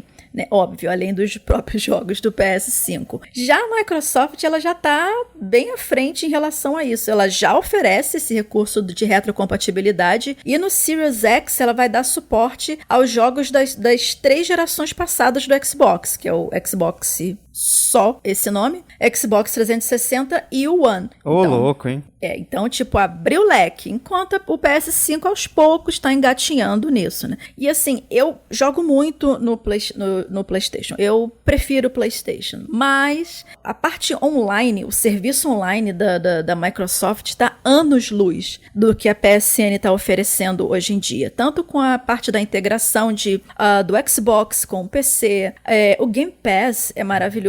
Então, assim, apesar de você ter o PlayStation Now, mas o fato de você poder jogar os jogos do Xbox num PC e vice-versa é uma coisa que dá um dinamismo muito grande. Então, assim, a parte online do Xbox, na minha opinião, tá anos-luz à frente do PlayStation. Tanto que só agora, depois de 10 anos que do PlayStation 4 do pessoal pedindo, é que você pôde, esse ano, trocar o seu nick pela primeira vez, tirar aqueles nicks horrorosos que você colocou quando você era adolescente e não queria nada da vida, e foi carregando esse nick horroroso pela vida adulta, né? Eu sou culpada nisso. Pude finalmente trocar esse bendito desse nick. Finalmente. Ô, Vivi, e já que você falou aí da parte do online, né? Esse ano também se falou muito sobre Google Stadia. E também teve vários problemas envolvidos aí. Como é que ficou isso até agora? Olha, o Google, né, dos problemas do Google Stadia logo no início, né, foi, primeiro que ele não entregou a tempo todos os kits do pessoal que comprou no pre-order, não chegaram a tempo. Algumas pessoas que tiveram acesso ao kit para fazer review viram que, por mais que estivessem testando, a Wired, no caso, né, se eu não me engano, foram eles, que testaram com equipamento de ponta, internet fibra ótica ligada direto nos aparelhos, e mesmo assim a qualidade dos jogos ficaram abaixo do que era demonstrado nos consoles, né? Obviamente que o Google meio que fez uma meia-culpa, dizendo que eles oferecem, a plataforma está lá, né? E que os desenvolvedores é que tem que otimizar os jogos deles para poder utilizar tudo o que o Stadia tem a oferecer, né? Todo o potencial, né? Exatamente. Assim, toda vez que alguma coisa nova aparece, é natural que haja problemas. Se eles não mapearam isso antes, eu acredito que eles mapearam porque, bom, é o Google, eles não estão pra brincadeira, né? Então, eles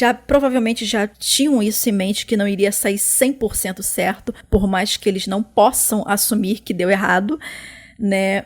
Mas assim, eu acho que isso é uma coisa que vai evoluir com o tempo. Tanto que eles lançaram em 14 países específicos, todos eles com uma qualidade em que o país com a qualidade de internet é relativamente boa, que tem uma certa condição para poder desenvolver esse tipo de coisa, até para eles fazerem esse teste de fogo, né? E aí o pessoal pergunta quando que vai vir pro Brasil. Eu não faço a menor ideia. E sinceramente eu não imagino isso chegando aqui com uma ótima qualidade tão cedo. Mas na sua opinião, você que acompanha aí aí os consoles, os games, os PC games também, né?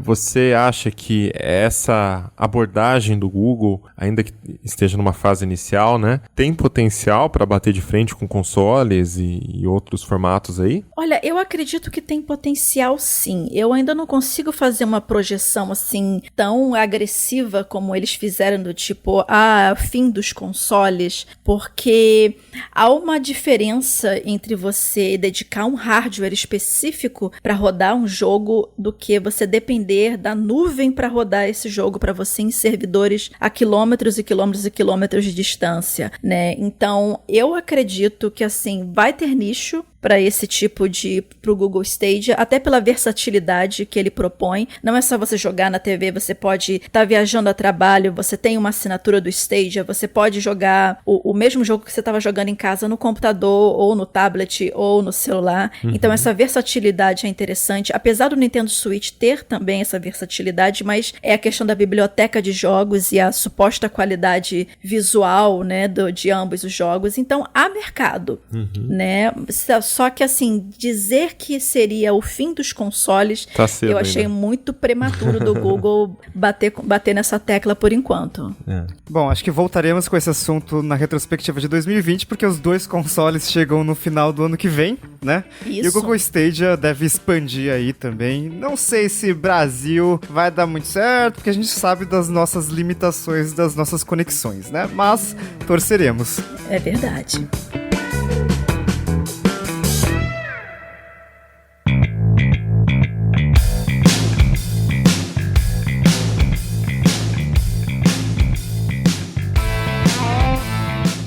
Agora a gente vai falar dos principais lançamentos deste ano de 2019. O Alecrim volta aqui para conversar com a gente também. E, bem, smartphones, todos os anos a gente tem aquelas linhas top de linha das principais fabricantes que recebem suas atualizações. E esse ano tivemos também novos Galaxies. Como é que ficou as linhas aí, Riga?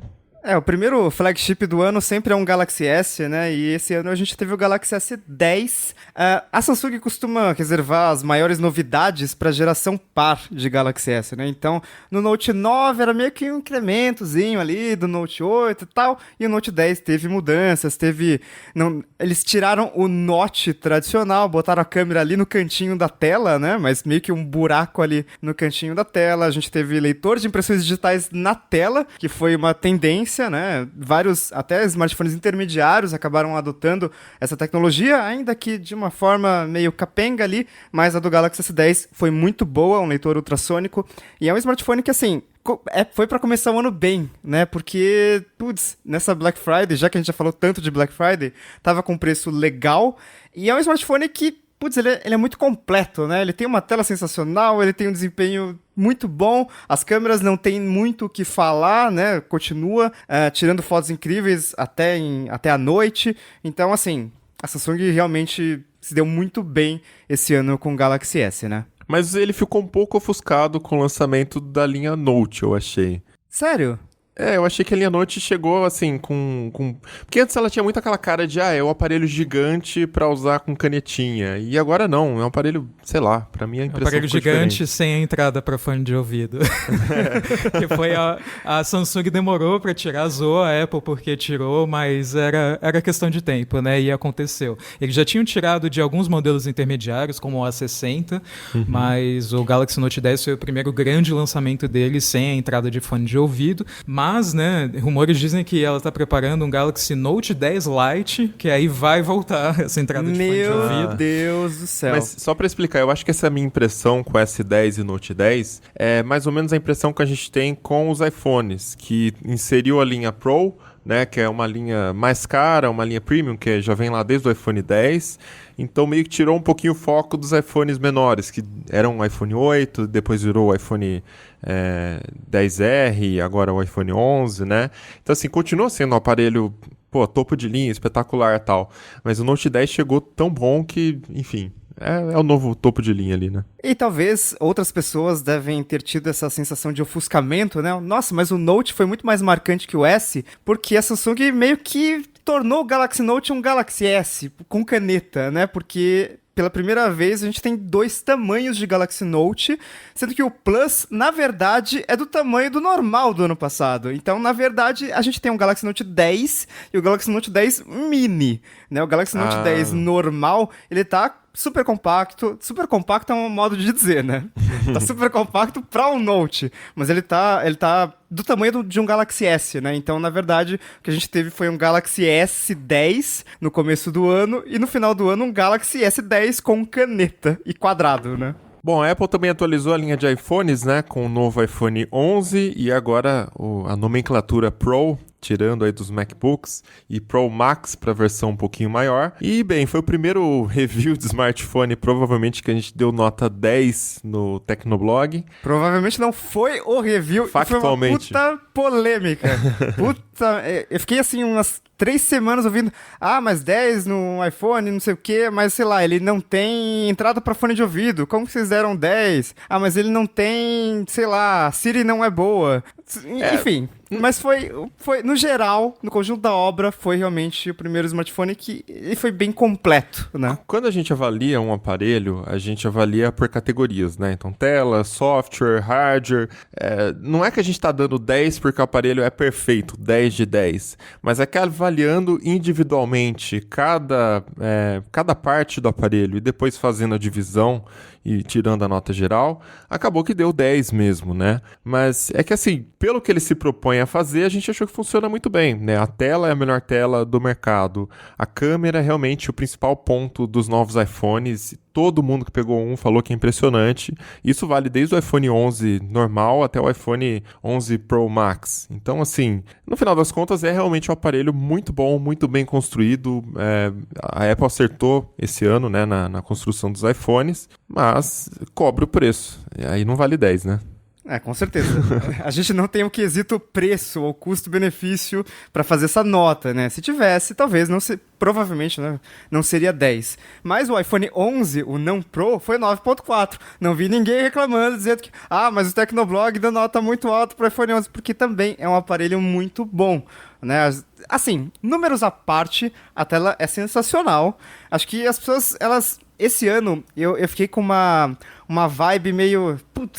Tô cansado de falar de especificação técnica, porque 1792 por 828 pixels é pior que 2304 por 1240 pixels, porque dá só 326 ppi, sabe? Tipo, foda-se, não interfere em nada no uso do usuário final. E, assim, objetivamente, a tela do iPhone 11 é uma das melhores do mercado. Como LCD, né? E melhor também que a de muitos OLEDs de smartphones intermediários. Sempre bom deixar claro porque tem muitos mitos em tecnologia e um dos mitos é que OLED sempre é melhor do que LCD, o que não é verdade. A tela do iPhone 11 é muito boa. É que assim, se você pega uma tela de OLED de um smartphone topo de linha aí, tá? Que é um smartphone bom mesmo, e compara com a tela de um iPhone 11, você percebe a diferença. A profundidade do preto é bem diferente, até mesmo pegando a tela do iPhone 11 com o iPhone 11 Pro, a diferença é gritante, ainda mais em condições, por exemplo, se você estiver embaixo do sol, na praia, enfim, você percebe que é bem diferente, né?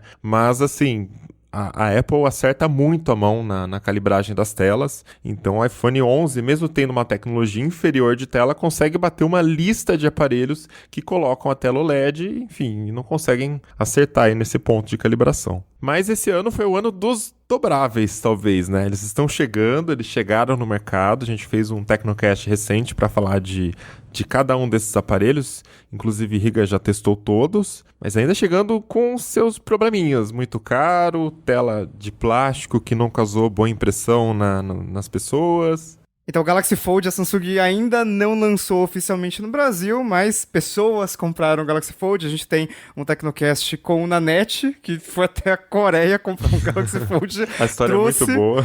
Exatamente, ouçam o Tecnocast sobre dobráveis. Fui na Huawei Brasil, mexer no Mate X, que ele tá bem legal, cara. Eu acho que assim, quando você pega o Galaxy Fold, é legal, né? A tela dobra e tal, ele tem essa telinha aqui fora que você pode usar, mas o Mate X, ele parece um produto mais acabado, ele parece o Galaxy Fold de segunda geração, sabe? Porque ele, apesar de ele ter a tela exposta, ele parece mais certinho, mais bonitinho e tal.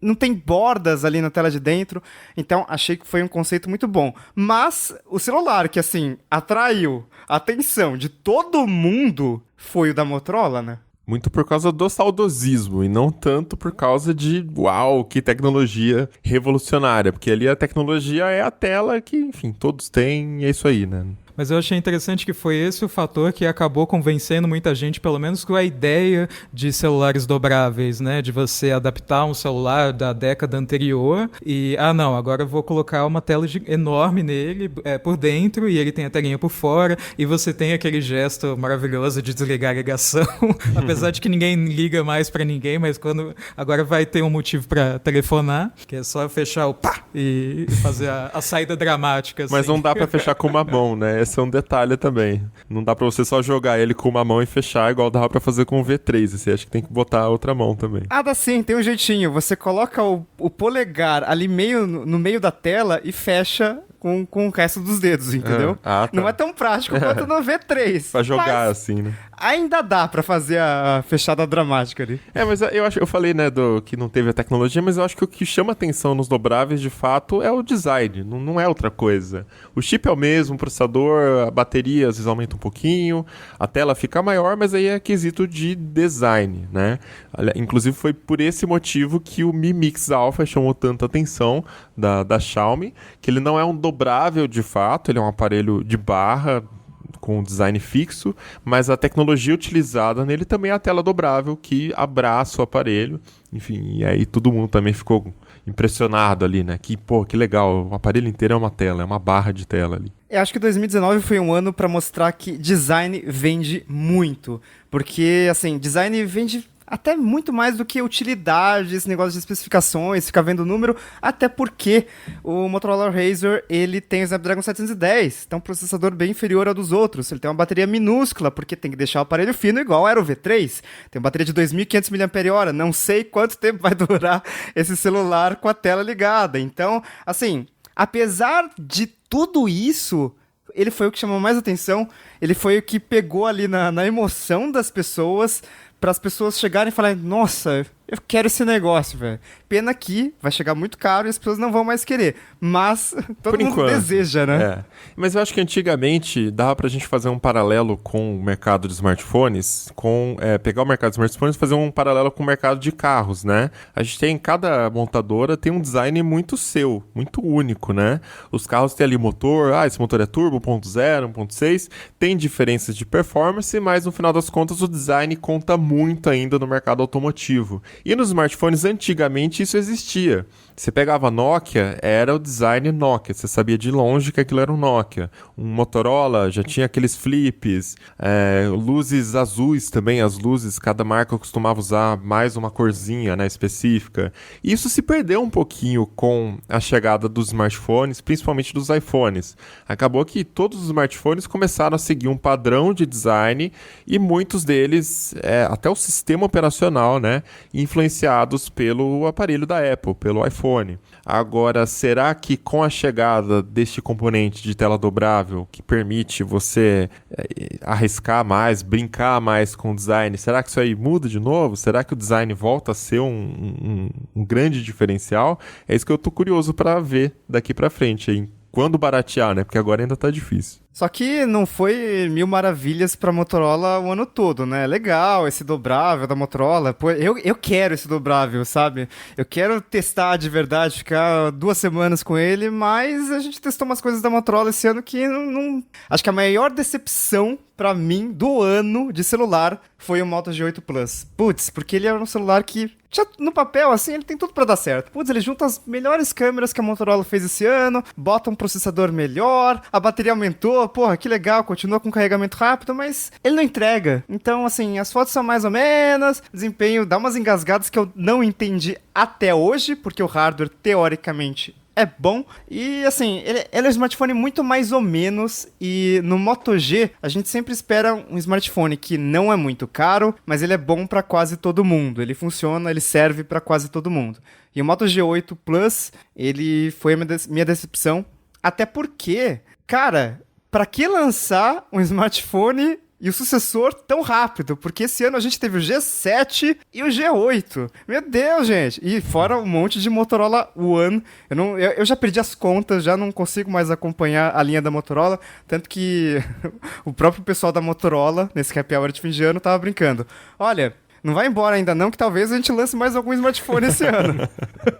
Então até eles já estão... Putz, realmente a gente lançou coisa pra cacete. E a Vivo tá pegando pesado na divulgação do G8, viu? Eu tenho visto vários cartazes e eles colocam as fotos, né? Porque ele realmente ficou bem bonito, né? E um título grande assim, sim, este é um Moto G, sabe? Então o pessoal a Vivo tá pegando pesado e eu fiquei olhando aquilo pensando que impacto negativo aquilo pode ter no marketing da Vivo, sabe? Porque é um aparelho que tem muita gente reclamando aí. Mas faz sentido porque é um aparelho que mudou muito, né? Tá, algumas coisas pra pior, mas o design mudou drasticamente. Finalmente abandonaram aquele Calombo Minion que tava desde o Moto G5. Então, aquele tumor. Ele traz, mesmo na versão mais barata, ele já traz 2 câmeras, então é uma coisa meio, né? Nossa, mas um smartphone de entrada é um Moto G?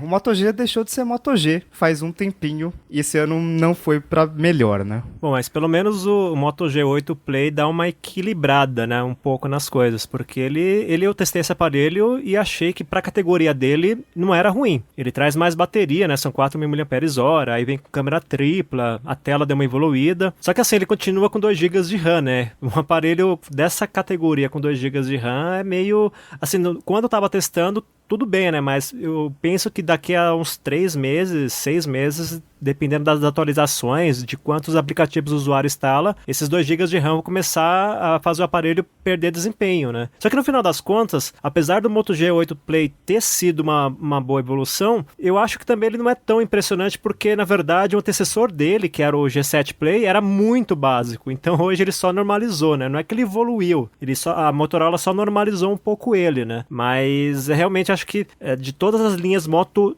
G que a Motorola já lançou, eu acho que essa 8ª geração é a que mais decepciona. A ideia da Motorola era acelerar os lançamentos, porque eles viram que isso ajuda no resultado financeiro, né? Inclusive a Motorola teve 3 trimestres consecutivos de lucro, que é um milagre, porque mesmo na época do Google, a Motorola nunca tinha não tinha dado lucro, né? Vale lembrar, né? Principalmente na época do Google, não rolou, assim, não ganharam dinheiro. Então a empresa que a gente gosta, talvez não seja a empresa que dá dinheiro e que é sustentável, né? Exatamente, as coisas começaram a mudar com o Motorola One e, bem, eu não sei se vai ter um impacto aí, não deu pra medir ainda o impacto da linha G8, mas o Motorola One realmente ajudou aí no resultado financeiro, apesar de, sei lá, ficar meio curioso esse lançamento do Motorola One, porque ele tem o One no nome, referente ao Android One, que é a atualização garantida por 2 anos do Google. Aí os modelos mais recentes do Motorola One não participam do Android One, vai ser só uma atualização e acabou.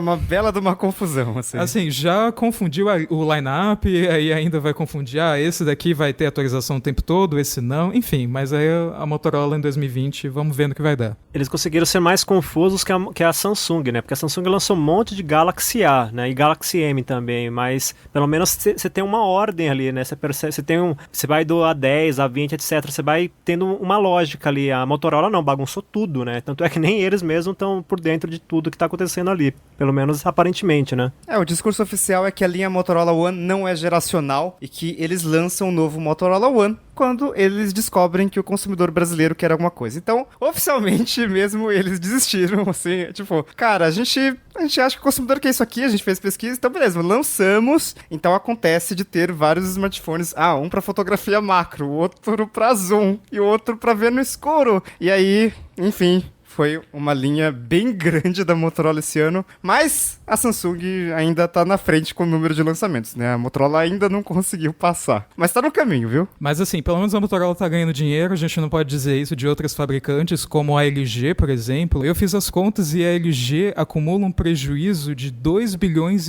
na divisão móvel entre 2015 e a metade de 2019, porque desde o G3 que eles não conseguem lucratividade. Então faz muito tempo, sabe? Meu Deus do céu. Então, tipo, a última vez que eles tiveram lucro realmente foi em 2014. E eles estão insistindo, tentando com celular com 2 telas, estão tentando fazer uma inovação ali, outra aqui, mas não tá convencendo, não tá rolando. É lógico, eles lançam o 8GS com um tal de... Como que era o nome mesmo?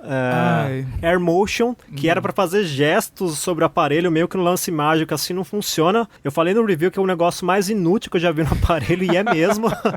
Como é que os caras vão conseguir ganhar mercado fazendo essas besteiras? Faz um smartphone basicão, menos que pelo menos funciona, né? Não inventa uma moda que não funciona. E o LG G8X, que tem 2 telas, no começo parece uma coisa legal, mas logo você vê que o software não está bom, então não é intuitivo, não é prático e acaba sendo não útil, muito limitado. Então assim, a LG ela meio que tá tentando assim, mas... Então assim, é bom que a LG tem as TVs pra dar lucro, porque se fosse depender só da divisão de smartphones não ia rolar, assim, ia ter o mesmo destino da Sony Mobile, que, Sim. assim, na América Latina, acabou. Não tem mais Xperia, né? Então, na verdade, a Sony está vendendo tão pouco smartphone que a Sony conseguiu vender 600 mil smartphones em um trimestre, que é a mesma quantidade que a Huawei consegue vender em média por dia. Nossa. Tipo 0,6 milhão de unidades no trimestre. Eu, por curiosidade, né, eu tô com uma tabela aqui de quantos smartphones as maiores fabricantes venderam no terceiro trimestre do ano. Tipo, Samsung 78 milhões, Huawei 67 milhões, Apple, iPhone só tem coisa cara, 45 milhões. 0,6, cara, é muito pouco. Pode fechar a empresa. Eu acho engraçado porque, assim, tem várias pessoas que gostam de virar fãs de marcas ou produtos decadentes ou muito pequenos. Era assim com o Windows Phone, é assim com a galera do Telegram, é assim Nossa com senhora. a Sony também. Eu aguento, pode deixar. É assim com a Sony também. Eu conheço bastante gente que fala, nossa, eu sou muito fã de smartphone da Sony. Você não vê nenhum, não tem nem pra vender, mas a galera gosta, sabe? E a Sony é uma empresa que... Pô, ela tem até o marketing dos estúdios, né? Tem vários filmes que lançam e a hora que a pessoa vai usar o smartphone, tá lá. A marca da Sony, o smartphone da Sony, a linha Xperia. E não vinga, né? Não sei por que não dá certo aquilo de jeito nenhum. Em contraste, a gente tem a Multilaser aqui no Brasil, né, fabricante nacional. Putz, eu acho que eles deram um salto, assim, esse ano, né? Uma empresa que a gente tinha muito aquela ideia de, putz, eles pegam um monte de coisa da China, um monte de tralha da China, bota a marca e tenta vender aqui como se fosse a última tecnologia, né? E claro, a gente sabe que é difícil uma empresa brasileira investir, assim, em pesquisa e desenvolvimento, mas os aparelhos que eles lançaram esse ano foram legais, foram, assim... Tem alguns problemas, a gente citou nos reviews, e foram baratos, assim, então tem um custo-benefício muito interessante. O Alecrim testou 2, né? Eu testei o do ano passado, né, que foi o MS80X, que aliás, naquela época ele já impressionou bastante, tanto é que eu acabei dando um pra minha mãe e ela até hoje tá gostando do aparelho. E tá funcionando, né, o pessoal fala assim, não é multilaser, daqui a 3 meses para de funcionar, né, o dela tem quase 1 ano lá e tá funcionando, então... E esse ano teve o Multilaser H, que custa R$ 1.399 e traz um bom conjunto de hardware, né? E eu achei engraçado que, assim, quando eu tava testando ele, aí eu mostrava pro pessoal, né? Tem meus amigos, assim, meus parentes, eles sabem que eu fico testando o celular com uma certa frequência e sempre estão perguntando, né? E aí eu falava, olha, tô com o Multilaser H e tudo mais, e todo mundo torceu o nariz, né? Falando, não, mas porque essa marca é isso, essa marca é aquilo... não vai durar muito, etc. Só que assim, obviamente eu tenho que testar do jeito que eu testo qualquer outro aparelho, né? E ele se saiu muito bem. O único problema que eu tive com ele foi a câmera, né? Porque assim, ele vem com 3 câmeras na traseira, sendo que uma das câmeras é de zoom, só que não tem no manual nem no site da Multilaser falando como é que ativa essa câmera, porque o aplicativo da câmera é muito básico e não tem nenhum botão para essa função. E aí eu acabei levando umas 3 horas para descobrir como é que funcionava a câmera de zoom, né? Tipo, uma coisa que deveria... Tipo, uma coisa que deveria ser super intuitiva, né? Tipo, você dá zoom ou toca no botão de zoom e ele dá zoom ótico, né? Mas não, você tem que ativar manualmente essa opção. Enfim, aplicativo de câmera muito ruim. Né? Pois é, mas aí a gente tem que levar... Aí depois que eu aprendi, né, a usar o aplicativo de câmera, e aí eu fiz as fotos, e as fotos... para a categoria do aparelho agradaram bastante, né? Não estou falando que ela é comparável, por exemplo, às fotos do Galaxy S10, mas para a categoria intermediária agradou bastante, inclusive essa câmera de zoom, né? Então, assim, ele tem alguns probleminhas, mas sobretudo são probleminhas de software. Então, se eles corrigirem esses problemas, eu acho que não vão corrigir, né? Mas de repente corrigem, e aí ele se torna um aparelho bem interessante, principalmente pro preço que ele foi lançado, né? Fato é que eles abriram uma loja física aqui num shopping de São Paulo e, assim, eu fiquei embasbacado com a quantidade de produtos que tem lá. Tem, tipo, sei lá, escova de cabelo, sabe? Então, assim, é absurdo o tamanho da linha de produtos que eles têm, mas pelo menos o smartphone tá legal. Tá legal, bem legal.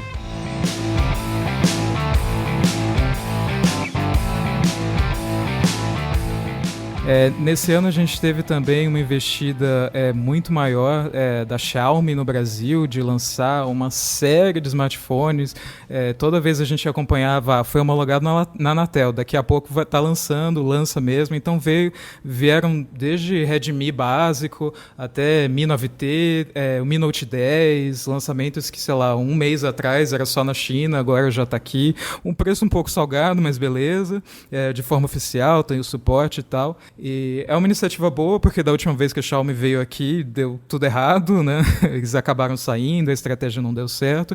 E agora parece que está dando muito certo, a ponto deles inaugurarem outra loja física em São Paulo, agora são 2, e terem planos de colocarem ainda mais em outras cidades, outros estados. A Huawei também seguiu nessa, eles não abriram lojas especificamente, mas abriram quiosques em shoppings. E parecia uma ideia muito promissora. Eles prometiam trazer o Mate X para o Brasil, né? O celular dobrável, talvez fosse custar R$10.000, mas beleza, iam trazer. Aí lançou o P30 Pro, que eu fiquei muito interessado, muito curioso em comprar. Nossa, uma semana o Trump chegou e falou, ó, não pode mais fazer negócio com empresas dos Estados Unidos. Ou seja, vai ter complicação para atualização de Android, para colocar Android, para colocar Play Store em futuros celulares. Aí pronto, aí bagunçou tudo. Cara, foi muito triste, porque assim, terceira vez que a Huawei tá retornando ao Brasil, né, tá tentando lançar smartphones no Brasil, e a empresa tava no melhor momento, assim, porque ela tava batendo ali na Apple, já passou agora mundialmente em vendas de smartphones, virou a número 2, e tá lançando smartphones muito bons, né, então o P30 Pro se destacou muito pelas câmeras, né, porque pelos rankings aí, bateu o iPhone, bateu o Galaxy Note, então a empresa tava lançando produtos legais, e parecia que eles estavam muito dispostos a investir no Brasil, então, vai dar certo agora, né? Terceira vez, pô, mas aí parece... Não sei, parece que o Brasil dá umas zicas bizarras. Dá azar o Brasil. Porque assim, foi o lançamento oficial, lembro muito bem, foi numa sexta-feira, dia 17 de maio. No domingo, apareceu a notícia do Trump e as empresas chinesas. Então, assim, não pode ser coincidência. Tem alguma coisa aí, pelo amor de Deus, gente. E, assim, na minha opinião, o P30 Pro foi o Android do ano, assim, sabe? Foi o aparelho que mais me impressionou. Não tô dizendo que ele é o melhor smartphone, mas, assim, é o que trouxe mais inovações, sabe? O que mais chamou minha atenção. Quando eu peguei ele, fiz a foto da Lua, né? Que todo mundo que pegou esse aparelho meio que fez... o básico. Correr atrás pra tirar foto. O comportamento padrão, né? Vou tirar foto da Lua. E eu tava lá no meio do mato, lá, tava numa cidade interior do Paraná, e aí dei o zoom lá e consegui tirar foto da Lua. Nossa, cara, parecia que eu tinha ganhado, sei lá, a Copa do Mundo. Não sei do que, mas ganhei uma Copa do Mundo, sabe? Então foi, cara, e aí depois você leva em conta a qualidade da tela, o acabamento, assim, você tem que ver o aparelho ao vivo para perceber a qualidade, sabe? A textura, a coloração e tudo mais, porque nas fotos a melhor câmera não consegue pegar bem como é que é ter o aparelho em mão, sabe? E fora o desempenho, quer dizer, só o software que me deixou meio perdido, né? Que é meio... A coisa chinesa é meio poluída, assim, né? Meio bagunçada, mas é um mero detalhe, porque desempenho, câmera, tela, acabamento, cara, foi tudo sensacional. A recarga, né? Que ele recarrega muito rápido também. Nossa, foi incrível. Agora, legal, a gente falou dos principais celulares do mercado, mas eu acharia muito injusto se a gente não falasse de lançamento de fones de ouvido totalmente sem fio, porque acho que, assim, foi a categoria que todo mundo comprou alguma coisa, mesmo que baratinho, um fone de ouvido True Wireless. Cara...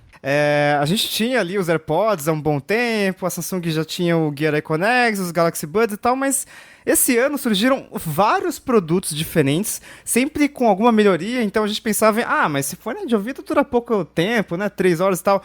Esse ano, todos os principais lançamentos duraram 5, 6 horas, assim. E teve fones pra todos os públicos, teve a Beats lançou o Power Beats Pro com aquela haste ali, que vai na orelha, deixa super seguro.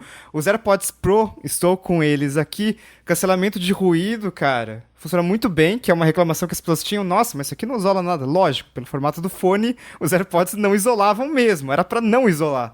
Agora tem os AirPods Pro. E teve também o produto polêmico do ano, que inclusive o Mobilon comprou, né? Sim, o Pamu Slide, né? Mas assim, a iniciativa foi muito legal, porque foi um produto que não veio de nenhuma fabricante, nenhuma empresa com tradição ali em fazer produto de áudio, né?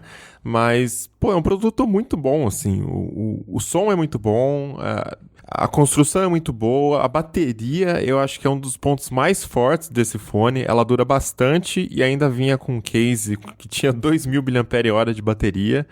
Mas, assim, teve alguma falha lá em algum lote de produção lá deles e muita gente recebeu esse Pamu Slide com problemas, né? Diz que depois de um tempo o fone parava de carregar, enfim, aí já não funcionava mais.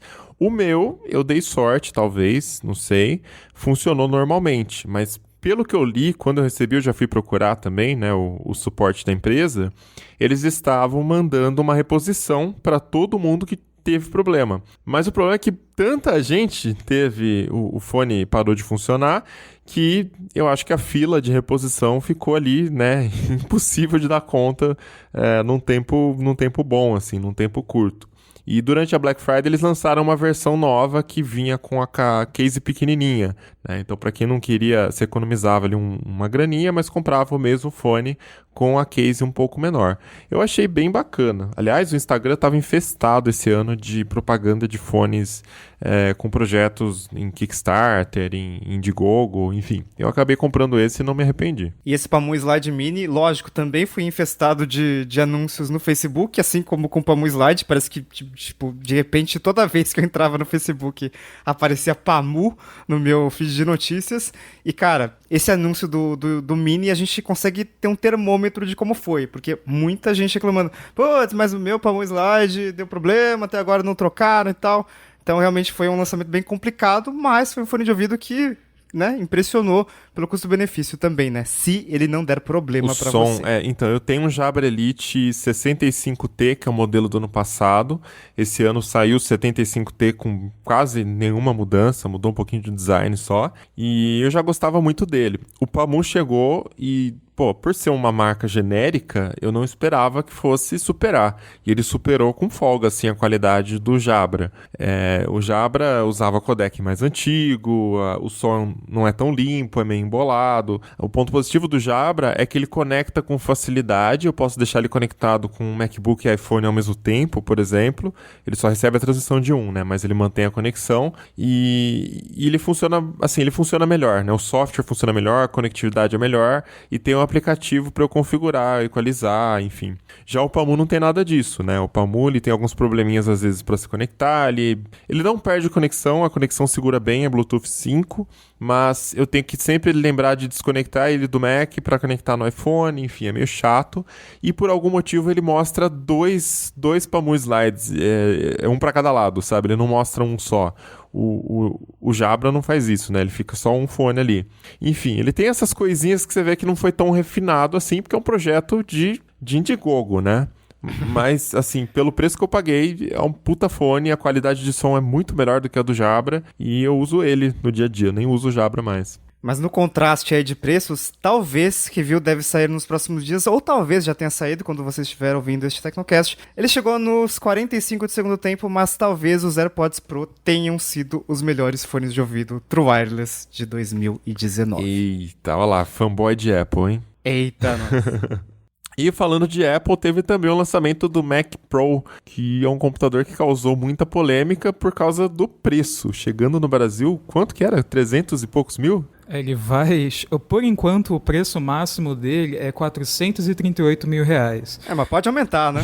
Isso pode aumentar porque esse é um modelo que vem com processador Intel Xeon de 28 núcleos, 1,5 TB de RAM, vem com 2 placas de vídeo da AMD e vem com SSD de 8 TB. Mas a Apple vai dar a opção de colocar outra placa de vídeo ainda mais potente e aí vai deixar ainda mais caro e ainda vai vender ele... Por enquanto ela está vendendo só o modelo Torre, que é o ralador de queijo que todo mundo, que todo mundo viu. Até testaram, né, pra ver se funcionava isso. Pois é.